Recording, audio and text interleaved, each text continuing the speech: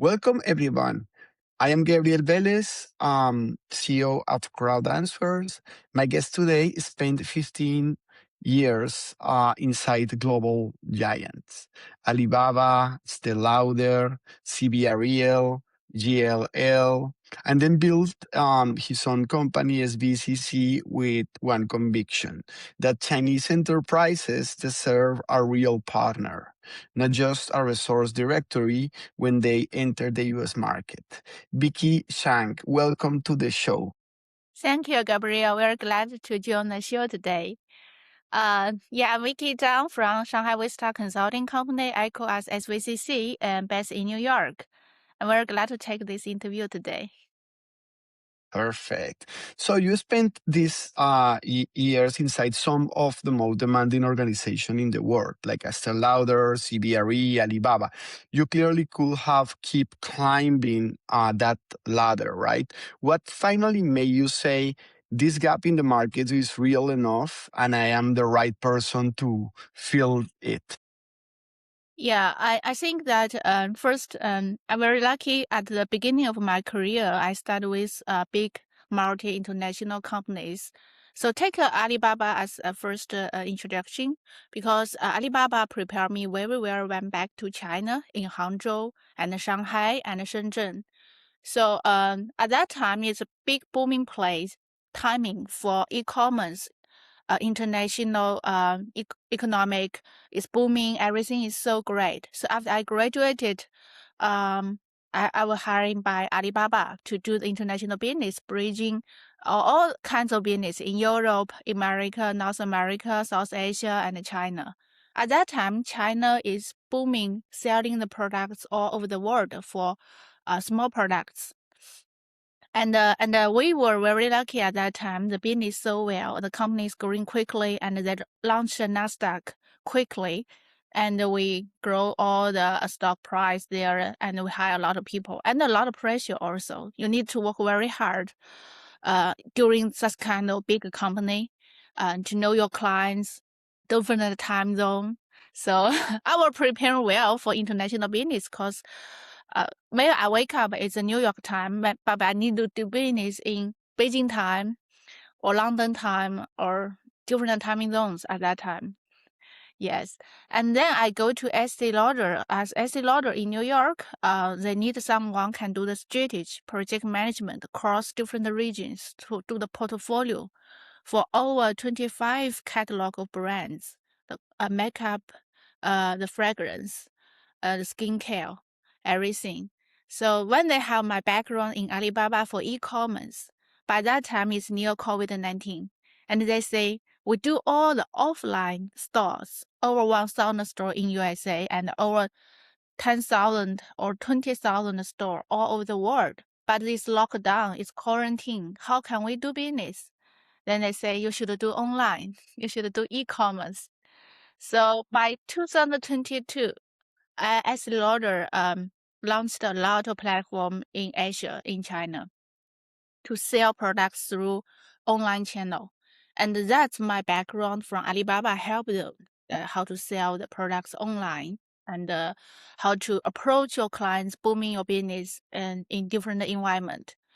So that kind of experience prepared me very well for how to do American company, like their culture, their policy, their guidance. And by that time, I also win an award from Estée Lauder. It's called Leland Lauder Global Impact Award in 2024. That's great. The I only imagine that it was because your achievements on the online grow sales, right? Sales grow. mostly it's because this is part of it, but it's because they echo the sustainability ESG growth. Originally in China, people are not that awareness of ESG, but now they are doing very good. So when Estée Lauder launched their products, they make a promise will do good impact to environment in countries. So green energy and also all the product could be recycled, reusable. And then they will approach the leaders there, say, who can do that? They have no idea. So they pick up me as a leader, say, Vicky, you can try, because you always like pioneering in different projects, and you being in overseas business, so you know how to do it. So I try to lead a sustainability program in China for Estée Lauder. So we hold a meeting every day.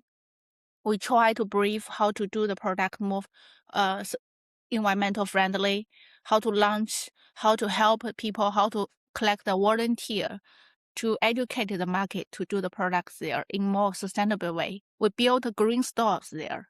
So everything inside the store, you can like green energy. You don't need extra energy from the environment. So we won a lot of awards from that project. And the company think it's timing they pick up some global impact award. They only do this award 10 years. After only 10 years, they will pick up once a time. So in 2024, there are only 5 pioneers or awardees has been awarded for this award. I'm the only one from China. And before that, nobody has ever been awarded from China. The most relevant maybe someone from Singapore, but not from China. So after around 80 years history, they welcome a Chinese awardee, which is me. That is how they bring me to New York, how I come to New York back to around 3 years ago. So when I come to New York, they welcome me a lot, and they give me a lot of brief about how to do business and how to do volunteering in daily life, charity program. To give is to receive, and we do a lot of community service here in New York, such as we help homeless people deliver food to the homeless people, and we help the women with breast cancer do the education in the hospital, and we also helping the kids for education. So all this kind of volunteering work during the time I'm being here, I learn a lot, and I know it's so important that you help people, you help the community besides the business. So, yeah. That's very beautiful. I mean, with some guests, we have this idea that, hey, we should do a second podcast because, well, what you mentioned about sustainability and also about this helping others give to receive, it resonates very strongly with me. So, and were you still working at this time? What happened next? How you moved then after to change roles? Yeah. So that idea brings me strongly when I'm back to China. So I was thinking, should I do something help people? Should I try something different in my life besides I'm working for bigger companies? Because they're already very big. They have wiki, but if they don't, they are running very well. So what I do, what's the meaning of my life? So I was thinking that at that time, Chinese economic after COVID-19, they have booming, but they slow down a little bit. And a lot of people are struggling because the price is so competitive in the domestic market. They should go overseas. They should go sell products about premium products in a good branding and then go abroad. Help the small business to grow or help a small business to survive. If you have one factory, they have 1,000 employee, which is 3,000 family. I was thinking, okay, what I can do, I can establish a company to find a market that match both sides. America need the products or they need the productivity of the service. A Chinese company, they can provide. They can do these kind of things more efficiently and low cost. So this is a link between both sides. So back to 2024, when I founded SVCC in August, the first headquarters is in Shanghai. I collect all the clients, their business requirements. Oh, what do you need? If I help you, what kind of help you want? Someone said, okay, I don't need any help. I just need you to sell the products for me. I need you to sell to America, to Canada, to wherever, sell for me. And I said, no, I don't do that. That is salesman's work. We are a consulting company. I help you to organize your company to landing the market. So I do the consulting part, strategy consulting. to review your products, review your strategy, whether it can or can't go abroad. But a lot of companies in China, they don't pay consulting fee because in their mind, it's all about a relationship. Why should you charge me? It should be free. We have a dinner, we're friends. That's all. So the first half year, I make no money out of the business in China. I think, wow, this is so challenging. The willingness to pay is so low for your, it's all about your knowledge. People don't pay your knowledge, and it's invisible. It's not like a product you can see they will pay. So I talk to my friends in New York and I say, oh, business is so bad. And they say, okay, come to New York. We have people who are willing to pay. So half a year later, I back to New York and establish Manhattan office, which is very interesting. It's in Trump Tower. As my business partner, their office is in Trump Tower on Fifth Avenue. And they say, I can share office with you. You are small, but we would like to support you. If you find a client to America, we do business together. So that's all. So I very appreciate that opportunity. So I have my office in Trump Tower back 1 year ago, more than 1 year ago. So we start business together. They do legal service. I do consulting service. And we found very interesting investors in Manhattan. They are very interested to invest in Chinese company or in overseas business in Asia. So at that time, I have clients in Singapore and Hong Kong. And they have manufacturer base in Shenzhen. And they have product selling in America already. And they found me, they say, Vicky, this is the approach. We can do a lot of things together. And we need your knowledge. We pay you. So I get my payment in New York. So I say, oh, that's great. That's a consulting business. We finally have some willingness to pay clients, and they do very good business also. We can help them grow. But I say, but back to Shanghai, I also talk to our clients. If you want to go to Hong Kong, Singapore, as a first landing place before you directly go to America, which is so hard at that time. And Trump gave us big, beautiful deal, which is a lot of traffic in the products. So they are in a very tough position. And they argue with me whether this business model could work. And I tell them, prepare one day, we will figure out. And one day when the relationship become better, I believe in a positive way. I Yeah, said, yeah, they yeah. will be friends again, or we can sell again. Just be ready. Yeah, that's an amazing story. It's full of, ebbs and flows and a good like a progression into your what you're or become, because definitely it generates a link between what China manufacturers could create and what Americans need.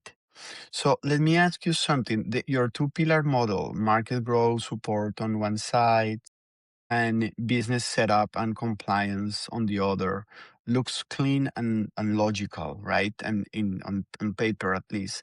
But let me push a little. A Chinese company with a real product, with real funding and ambition, what's the one mistake they almost always make coming in that your model is specifically designed to catch? So what is the most like a big mistake for those Chinese companies that try to fix? Yeah, it's a very good question. That's my call in the business. So first, a lot of Chinese company, they can have very good products, but they don't know the user in America and in China due to the habits different. So the product could be, the requirement for a product would be different. It means from the design side. Take example, we have a company called e-bike company, electrical bike. In China, Okay. electric bike was popular 20 years ago, very cheap. And all the panel, they don't need a panel. They just put the feet on the bike and the bike running. They don't need a panel of the bike. But according to America e-bike law, if you don't You have, need to have the pedals, yeah, right? you need to add the pedals. If you don't have pedal, it will be identified as a mobile vehicle. And the requirement for mobile vehicle is so strict that you need to have license, driver license. You need to require for speed level. So we're back to Chinese e-bike company. I said you need to add pedal. Otherwise, you can't sell in America. The speed requirement, the user requirement is totally different. Comparing to Chinese e-bike, it's so different market. So that is one part. You need to know the market, do the market research. What's the user requirements in the other country, the safety requirement. The second is the governance and the law changes a lot in America. Like even for e-bike industry, this year they require different laws for safety part. Originally, they don't require people to have like the age. Now they have the age requirement. They need to have around age 16 years old, and you need to have a helmet. You need to have the license. But originally, you don't need to require. So it more and more law, and different states they have different law in America, but not like in China we have a standard law and that's all for all the cities. But now you have different state. Different state has different law. Different law acquired for different requirements. So you need to know 50 states different law if you sell the product to whole of America. And the second part is about branding. American market is like branding, like marketing. People like to know your company before they buy the product. They need to build the trust. So, but in China, they're more like, I'm a manufacturer. I manufacture the products and that's all, and I sell. But it doesn't work here. Even your product is so good, you think you have, but you need to speak out. You need to promote. You need to go to the event. You need to talk to the event. I mean, to the e-bike show, to the CES. Like yesterday, we have New York Tech Week show. You need to go to the market. You need to set up your booth and tell your story, prepare your brochure, and send your salesman here to brief the product for the clients. So that is some training work for cultural difference. You need to train a lot before they go abroad. Otherwise, they will die. And I tell you a ratio. The company I consulted back to China manufacture, successful landing to American market, the ratio is less than 10%. Like I consulted 100 company, only less than 10 company can actually successfully landing in American market. So it is a high standard market. It's not like they go to Vietnam, they go to Malaysia. It's different market here. So yeah, it requires the earner to have the awareness to do a high-end market or do a lot of invest a lot of efforts before you go to the market. Yeah, and believe you will succeed. Otherwise, they will quit in the middle. Yeah, and all that knowledge, of course, come with experience and time, right? Like a trial and error. And for these Chinese companies, it's better to trust someone like you that already knows how to help them and save time and money. Let me ask about the industry that you have worked on. Have you been working mostly on like a specific industry like EV or industrial, or you also work in e-commerce, or you're open to any industry? How you can pick your industry, or and which one you feel more like a fit? Yeah, this very interesting. I have partners in my company. So they are my partner from Tesla.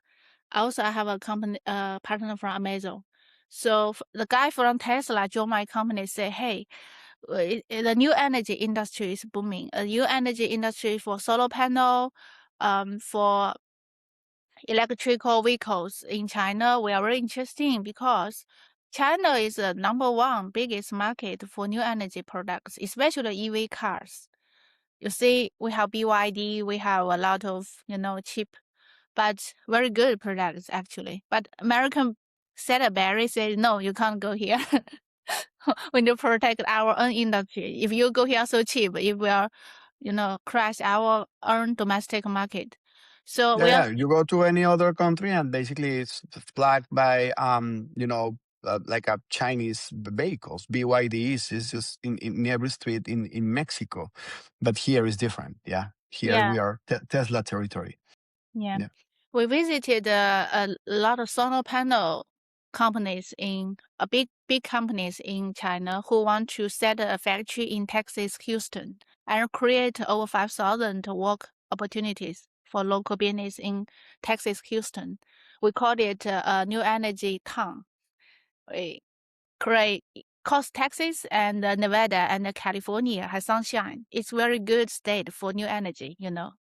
So already a lot of local companies in America, they are doing new energy industry. They sell solar panel, they sell their products, and they say if we can create a industry zone there, we can booming the people find a job, and we can have the technology to teach them the latest technology.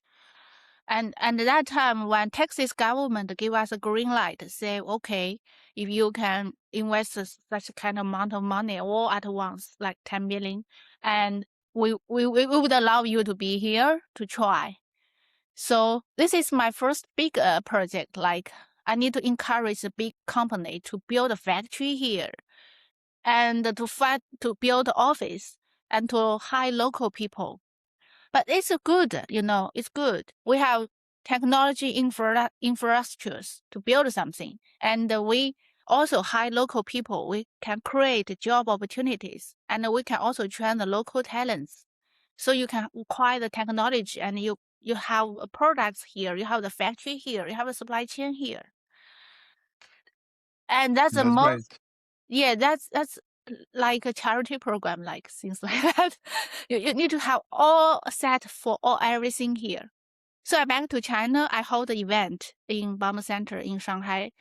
I talked to media. I talked to CCTV. I talked to the factories about 1 year ago. I said, okay, you know, I know America is tough and they put tariff and they have guidance. And the Trump, I have no idea what he's doing. He created a lot of rules back to 1 year ago. But if we go there, we can solve also our problem. We produce too much new energy products, too much solar panels. They're piping in the storage like this way. Nobody need it and just throw away. It's a kind of, you know, and anyway, you're dying. Let's find a way. Let's struggle. Let's go to America. Let's help them. Let's try to sell the products there, build something. And they agree. Actually, some company owners, they sign a contract with our consulting company. Say, Vicky, we rely on you. Bridge two sides, but we don't trust American government, you know. They always, when we go there, they lock down the investment and they kick us out and they collect the money. I say, That's another story as well. Wow. they Yeah, do have that kind of bad story. So they hesitated to do that, to say maybe they treat us again like this way. I say, hold a moment, let's see. So you don't need to rush to give them money. Let's go to market. Let's travel to Houston, see that land, talk to the local people, see if it's an opportunity you would like to invest with the local government. yeah. That is not easy. That is very big project. I cannot do alone with my company. You need to involve a lot of company, law firm company, investment community, government relationship, all kind of group people to realize this dream. And it is 5 to 10 years investment plan. Because when you go to their build a factory, create something at least 5 years. And you need to sign the contract at least 5 years. So you can ensure your investment in the right circle. But Texas government in 2025 July, they release a new governance say if Chinese company come here or Chinese investors, we only sign 1 year contract. That's all. And they say, oh, this is too risky. 1 year we can do nothing. We haven't built up anything yet. Then it's over. So they're still pending the projects there so far. So I we think need like a longer time in order to get like a real commitment. Yeah. yes, it's a So kind of trust between each other. So the trust is so important when you do overseas business. And Yeah. Yeah.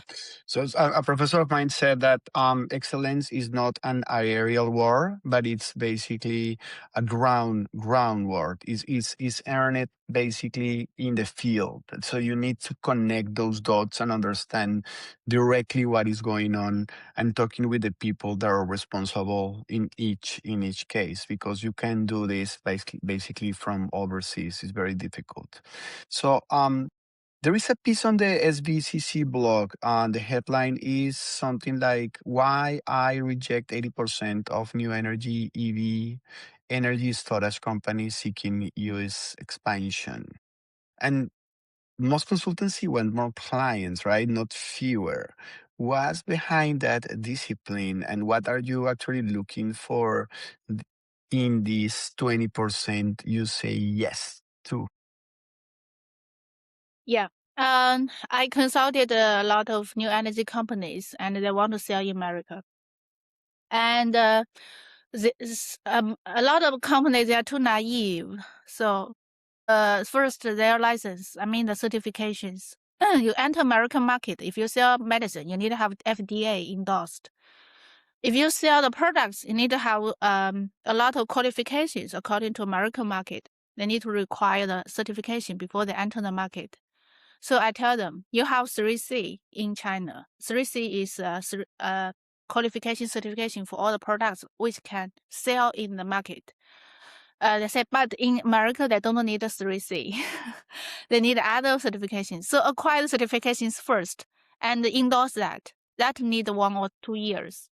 So before that, don't come here. And you are not allowed here anyway. So they have no idea. So they need to do that. That kills about half of the company who want here. And the other two is naive, is because they don't know America. Actually, America has a lot of new energy company already. I have a booklet, over 200 new energy companies working with government, working with local bureau, working with Tesla, working with different kind of companies here. They are also very competitive, at least the price to them. I say, you think you are cheap. Actually, they are already very cheap in local market. After years, it's very mature market here, actually. Before 5 years ago, they are still booming, but now I think American market is mature for new energy products. Unless you have very good advantage in your product, which they cannot produce. Or you can provide a cost advantage in everything, or everything before you come here, you calculate it. You can afford the cost before you make money. So after that kind of education, they go back, they check their checkbox, and they say, okay, maybe we are not proper for this. But the other 20%, they do very good job. Take example, there is a company called Star Charge. Star Charge come to America 5 years ago. They buy a factory in Ohio. We buy this Ohio land factory, original produce car vehicles, the car wheels. But the factory was there for a while, and it didn't work. So we acquired this factory, and we renovated the factory to become a charging point factory, sell the charging point for electrical vehicles. Before you sell the electrical car, people should have a charging point, right? So So yeah, they're working. They need to charge the batteries. Yeah. and they provide a charging point to Tesla. Tesla is one of their key clients, and they don't brand the products. They just produce the products and branding Tesla in America. Because they produce in America, branding America, sell in America, everything is so easy. You don't need to worry about the trap problem because you're American company already. So the company is very smart. They have long-term view for investment in America. So they start very early when they found the American market. They have a sales office in San Francisco. And they have half of the employee, more than half now, are American people there, American engineers, American salesmen.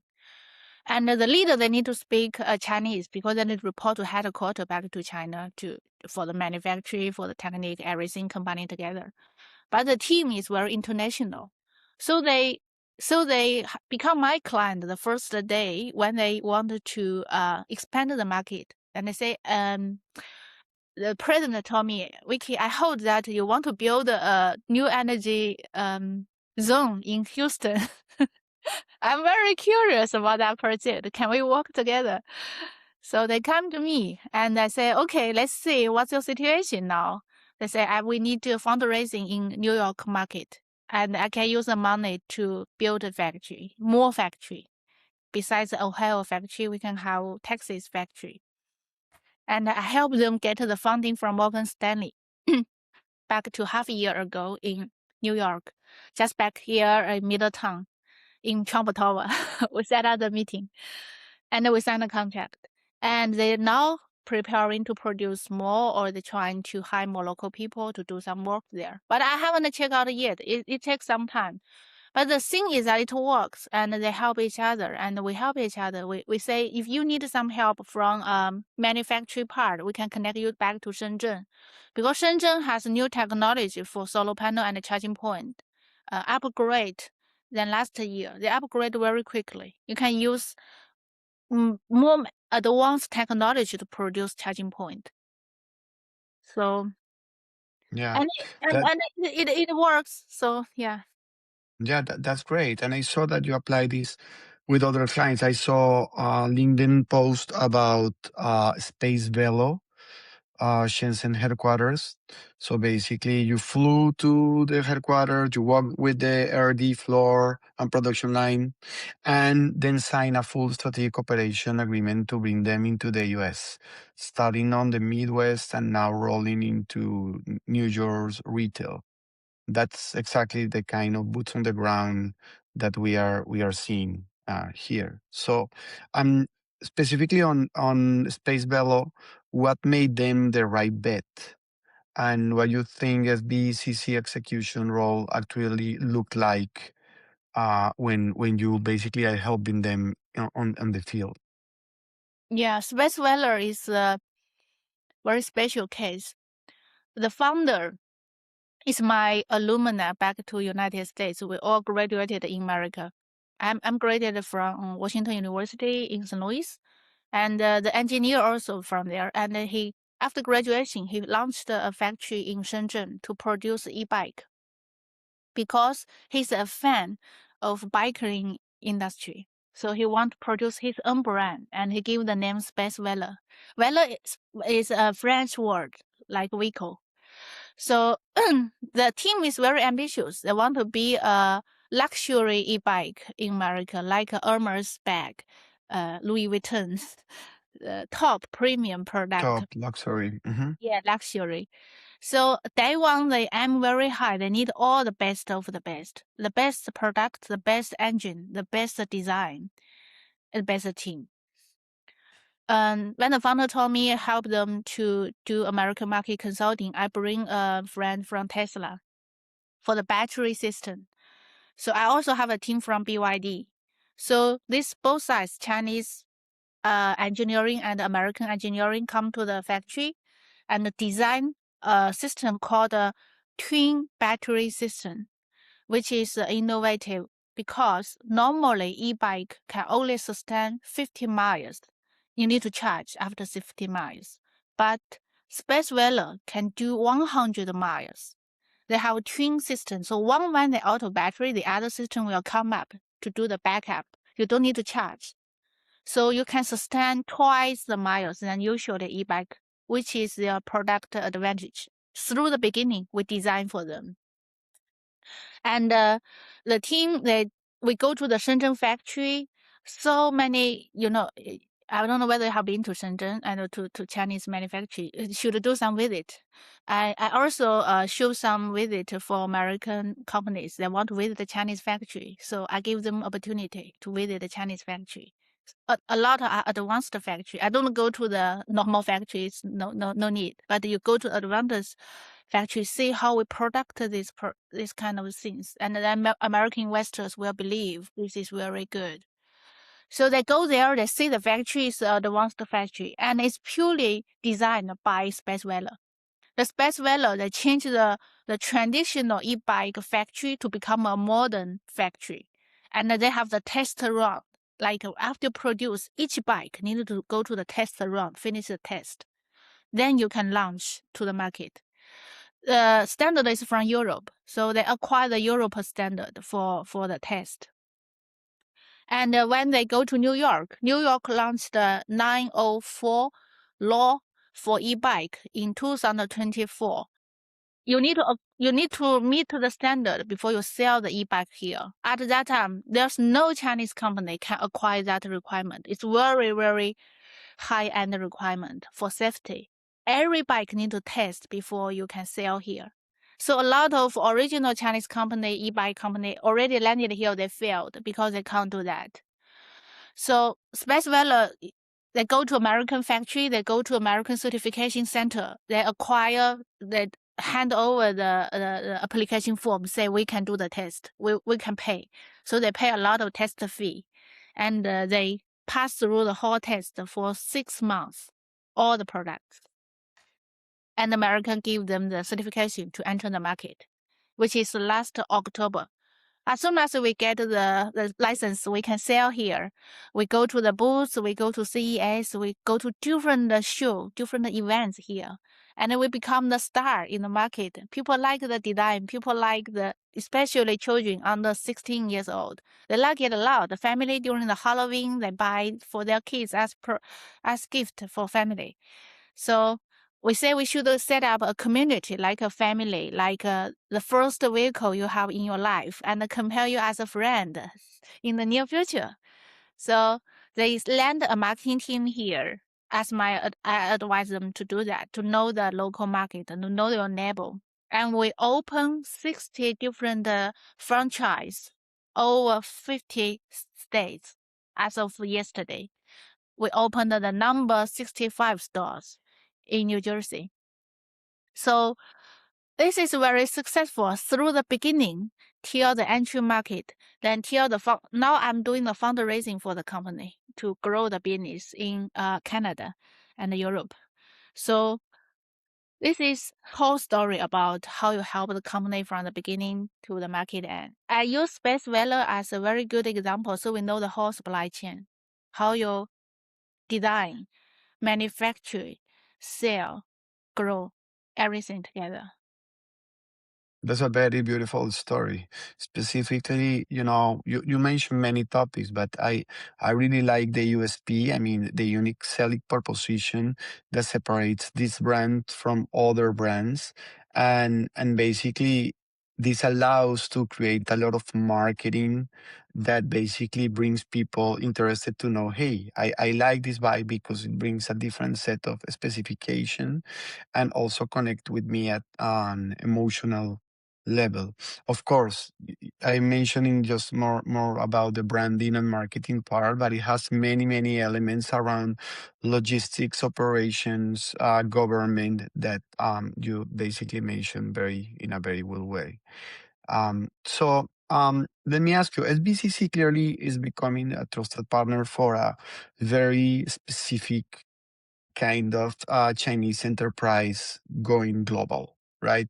I am always curious how that translates into growth. So, how do you actually find and win new clients, like the ones you had been talking about today? What is your best way? Yeah, and there are 3 channels to acquire new clients. The first channel is that originally we have alumna, and we graduated from America, we back to China. We have alumna community from WashU, from Yale. I also finished my Yale degree for EMBA. So we have an investor meeting community. So when people want to invest in China or invest in America, we are in that community. So I can approach some companies through there. The second is using my college resource, my mentors, my teachers, my alumni assistants. And America, I mean, especially WashU helped me a lot because WashU, I'm the only one after graduated from MBA in Washington University who actually work in United States and didn't go back to China immediately. I have 35 classmates and 34 back to China. I'm the only one left here. and build connections and build my company. And I want to I donate all the money the first year I earned to WashU alumni. I say what I earned in America, I spend in America. But what I earned in China, I spend in China. So I support the local community because they give me a chance, opportunity to have business here. I very appreciate that.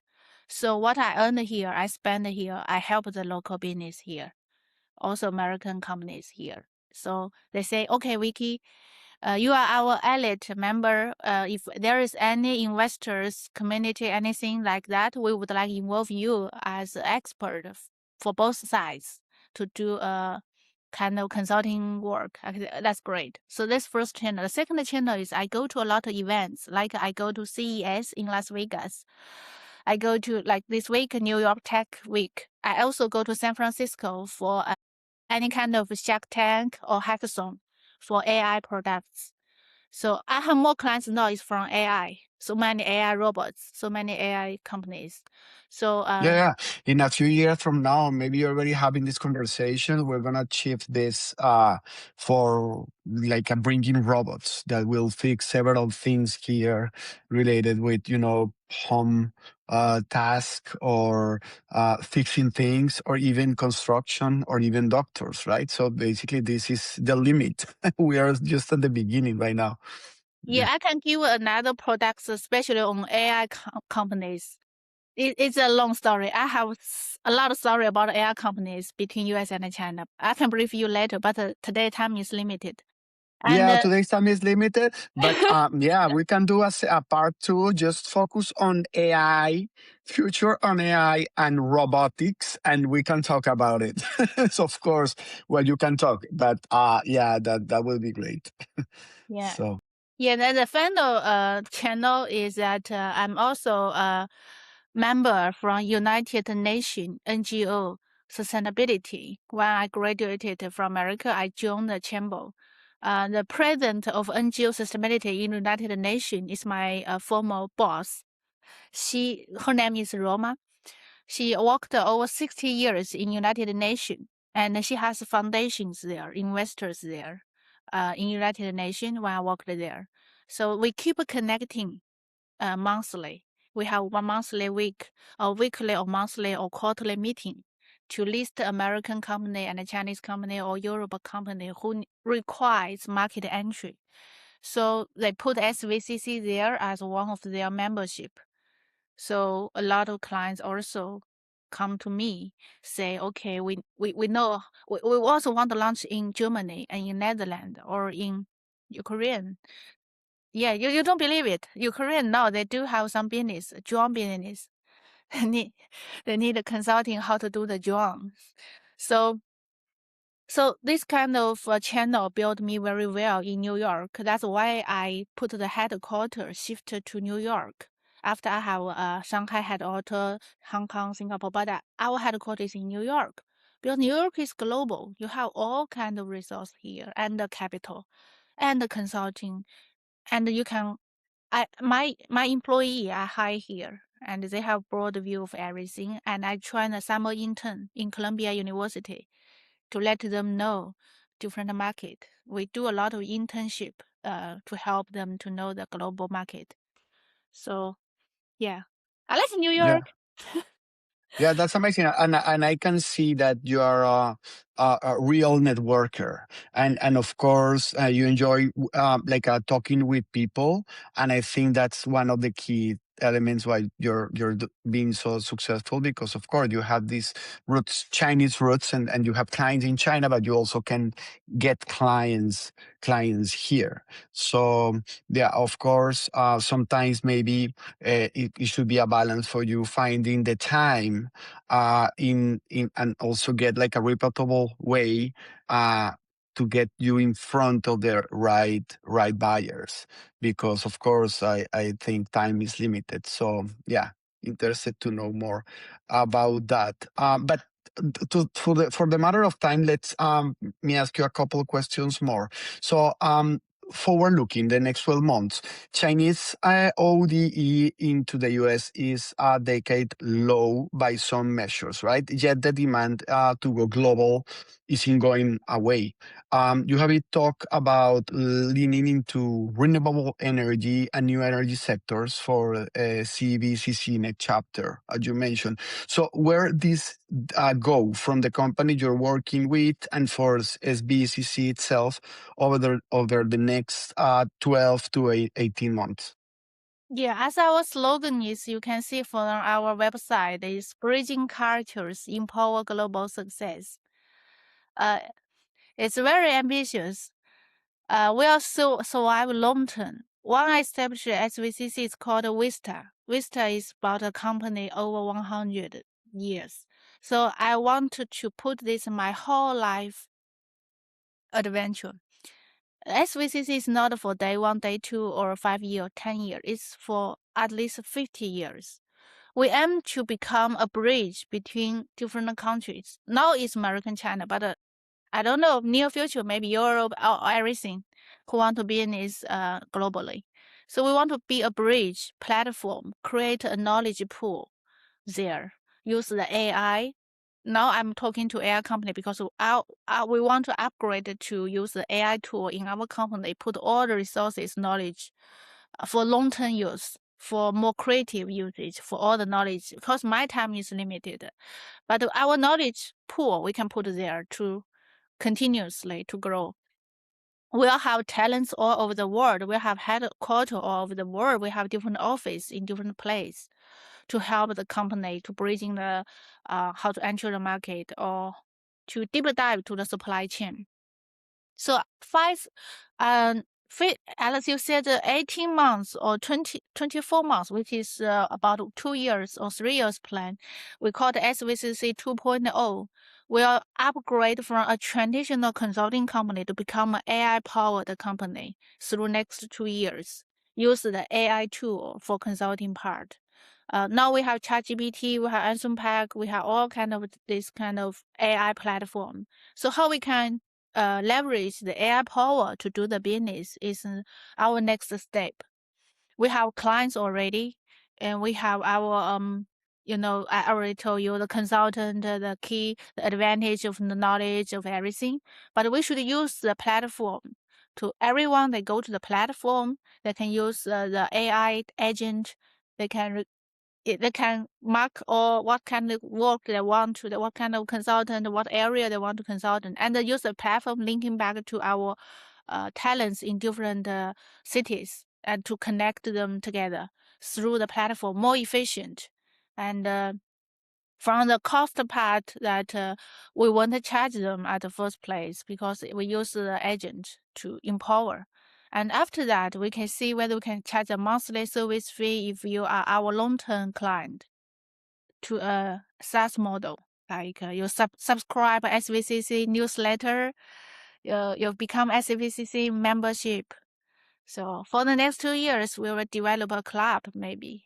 So in different area, new energy club or AI club, consulting club, we hold more events responsible by SVCC in different cities to hold a salon, hold event to